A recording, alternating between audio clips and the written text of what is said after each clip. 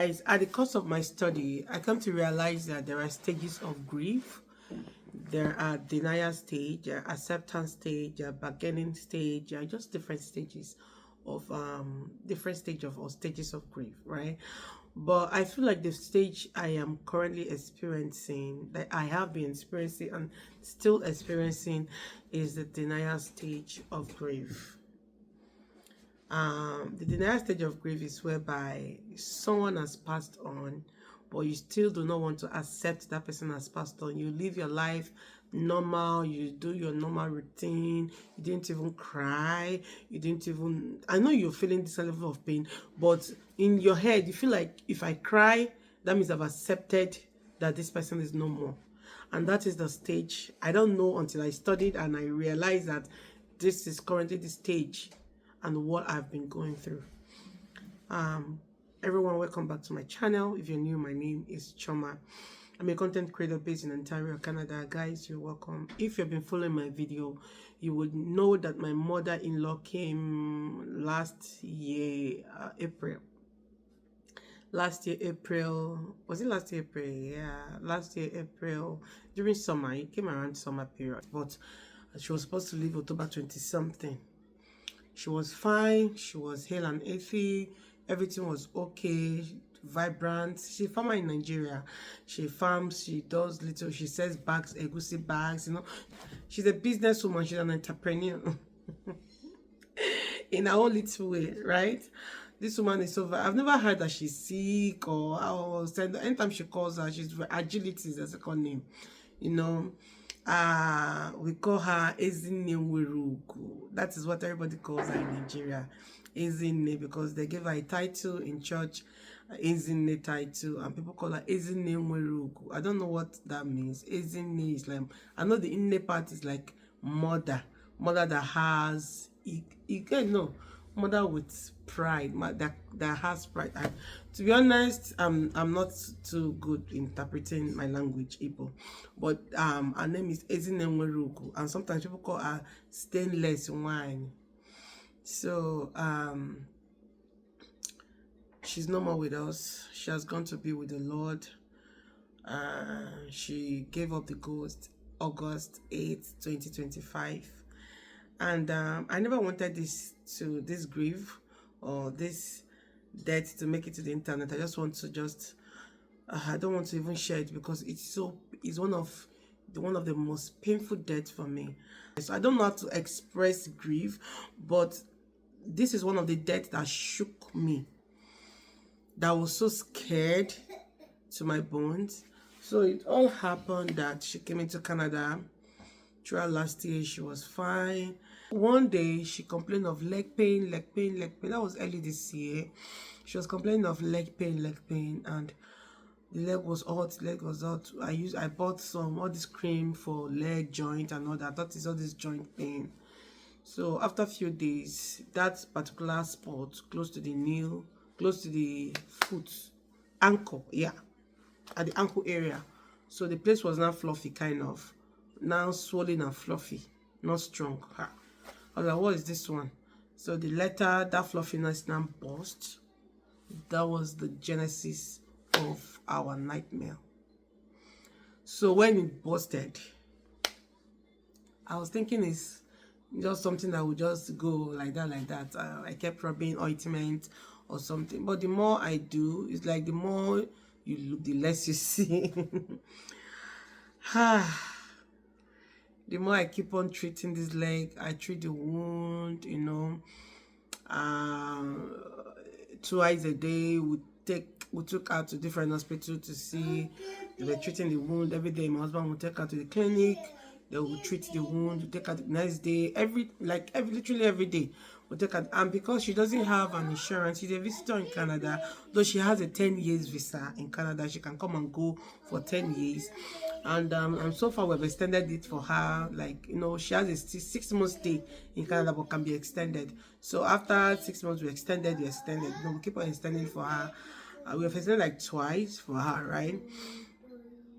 So she's a visitor literally, and We, for every time we go to hospital or to walk in, we pay from our pocket, which you know healthcare in Canada is free. If I go to the hospital now, it's free. But for my mother-in-law, for every time we go to the hospital, we pay. For every time we go to the hospital, we pay, which was not a problem for us. You know, we kept on paying to make sure that everything is okay. But the more we are doing this, this leg is expanding. It kept on expanding, expanding. If I have pictures or clips, I might probably post it. I don't know. Yeah, I will post it. I will put a disclaimer and I'll post it. The leg keep on increasing, expanding, increasing, expanding, increasing, and expanding. I told my husband, this is no longer a walking clinic then. Let's go to a major general hospital. But before then, we have been running tests, different tests. I've been treating this wound because they say we treat it 2 times a day. Morning and night, I'll treat the wound. And because I'm experienced with wound care, I'm very, very experienced in wound care, right? So I do it myself rather than telling a nurse to do the same thing I know I can do, right? So we keep on doing this. On nothing, we're not seeing any improvement at the end of the day. So we decided to go to a general hospital. Went to a very big hospital, one of the biggest hospitals in Ottawa, and it was admitted. Immediately I saw the leg, and they did X-ray and all that, blood work. It was admitted. And I cannot tell you guys how much we spent because the money is money. In fact, just per night that she sleeps in the hospital, she was supposed to pay $3,700 for just sleeping and waking up. We don't even talk about the tests, the x-rays, the blood work, the so many different things that was done to the leg. We're not even here for that. Just for sleeping alone and waking up, the money, daybreak, you wake up, 3,700 Canadian dollars. And she stayed at the hospital for 5 days. Is it 4 days or 5 days? She stayed at the hospital for 5 days. And calculate that one first. 3,007 times 5. Hey, God. So throughout those days in the hospital, if I see this leg, sometimes there'll be plaster in the leg. I'll just take off the plaster to see the nature of the leg. This leg is getting deeper to the bones. I was like, babe, I was telling my husband, babe, this is beyond. No hospitals. I work in a facility and I see people with wounds, people who are Canadian citizens with this kind of wound, foot ulcer and all that. I don't see any improvement to their thigh. You know, I have not even one. I've never seen one in my facility that has a wound or a foot ulcer that later on in 1 year, in 6 months, I was like, oh, it is completely ill. Not even one, my brothers and sisters, not even one. And these are Canadian citizens that goes to the hospital on a regular basis to treat these things, but yet no improvement. So the doctor also told us that this leg will take about 1 year. Even the 1 year, honestly, I don't see it happening in 1 year. Trust me. So we thought of it, and we thought my husband and the siblings now came into conclusion to bring my mother-in-law back home in Nigeria, because I feel like Nigeria will treat this more aggressive than Canada. Trust me, I've worked in healthcare. Trust me, I've worked in the healthcare system. I can tell you for free that Nigerian, for this kind of condition, is better off in Nigeria than in Canada, right? So we had to send her back Nigeria to continue our treatment, because if he had continued our treatment here without insurance, honestly, we will be in debt for the rest of our lives, right? So she should continue. Even the little ones, not the little that we've done a lot, even the lot that we have done, if I tell you how much it is running to a lot of millions, right? So we decided to send her back in March to continue her treatment back home. And she continued her treatment back home. And there was improvement. When I saw, like 3 weeks before she passed on, and I saw the leg, oh my God, I screamed. She was already planning for Thanksgiving in Aba, because she's based in Abia State, right? That was our plan. We were already planning for all of that, for the Thanksgiving. I told myself that I will definitely come for the Thanksgiving. Let me celebrate with this woman that has she has she has she has really helped us in a ways that we didn't expect. My mother-in-law pampers me so much. I literally forget how to cook when she was around, because she makes us dinner. She makes us, even when I bring out stuff to make, she's like, go, go, go, go, go, go. Don't worry. If his food is ready, I'll call you. I'll call you. This woman, she's so good she's too sweet. She's a sweet woman. She's a peaceful woman. She's an honest woman. She doesn't like trouble. I pamper her a lot in my own little way. Like whenever I go out, I try to buy her clothes. I order clothes for her, jewelry. These are the things that makes her happy. She loves clothes. I make her hair. She loves to make her hair every 2 weeks. I, Mama, where are you going? She said no. She wants to be good for herself. She don't want to be good for any other person. She wants it for herself. As not 2 weeks now. I don't get how long about 2 weeks making hair. Like that, we had to stream it down to 1 month. After 1 month, my hair is due. I think this hair is still fresh. This hair is due. I will lose it and make another one. But I was not complaining, because this woman has always been a great support system to me. She's 80 years old, by the way, but she's in my heart, in my mind, she's 50. The way she behaves, the way she walks, the way she talks, the way she's very active. She acts 50, she talks 50, still very articulated. Everything is still intact. Finally, 2 days before she passed on, they said she was unconscious, and we went to the hospital, and they said she was unconscious, that she was incoherent, and all of that. And at the end of the day, 2 a.m. in the morning, we were sleeping, and they called my husband that she just passed on.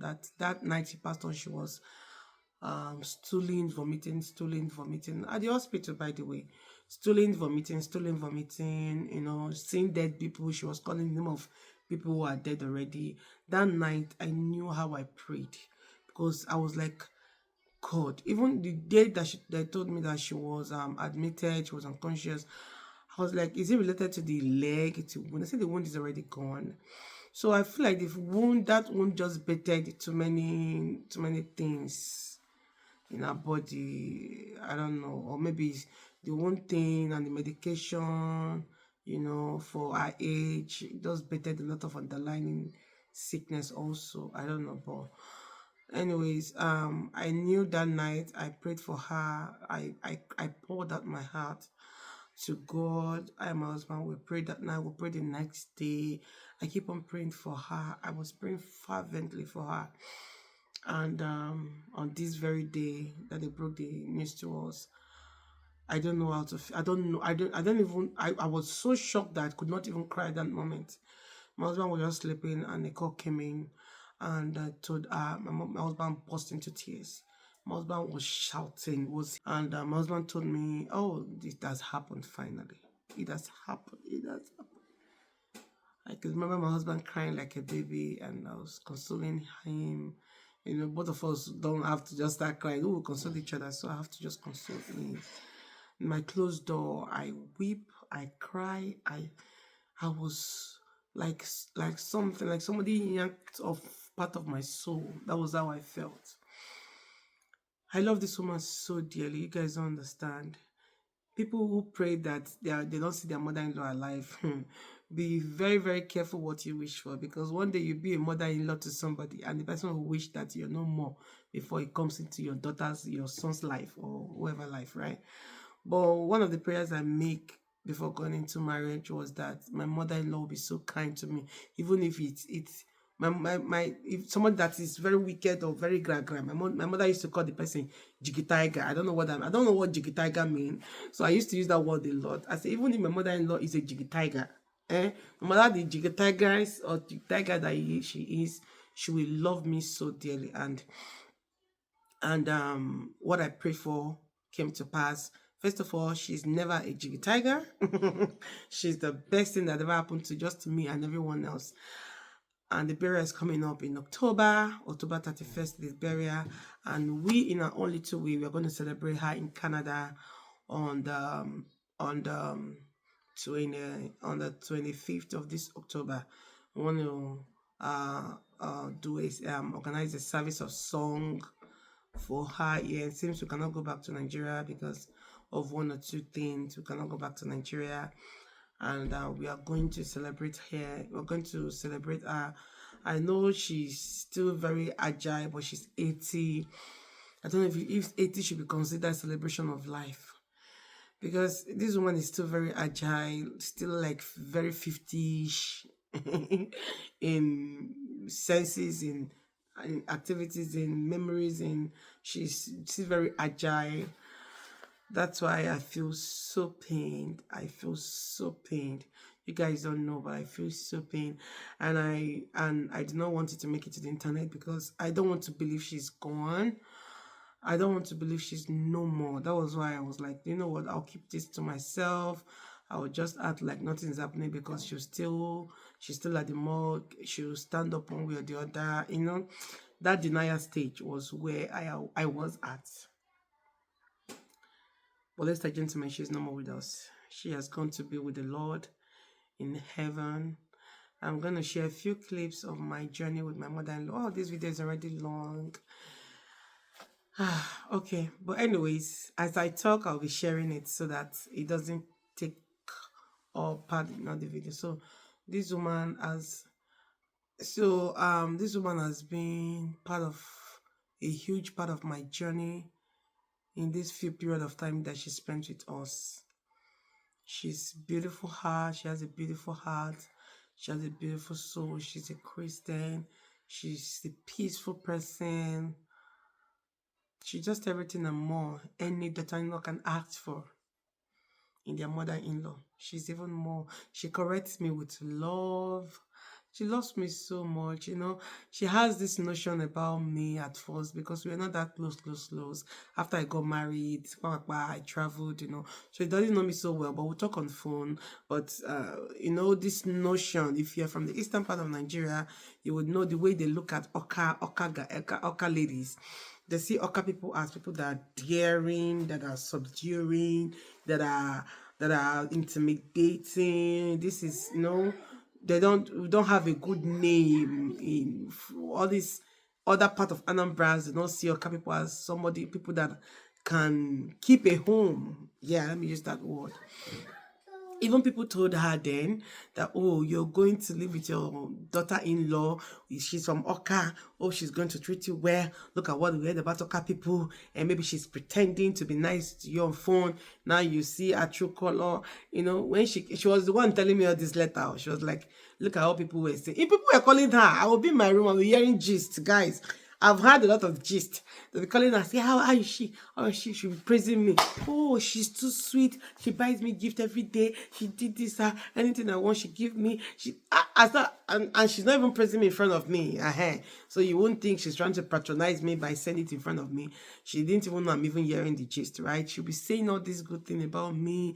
And this thing will motivate me. Anytime I go out, I will must buy something for her. Ever I will buy jewelry, I will buy wristwatch, I will buy bangle, I will buy clothes. She love all these things. She wears them, she'll be happy. You know, there was one picture. I'm going to post a video of where I bought one trouser for her. She was matching, and you know, she's just a sweet soul. She's a happy soul.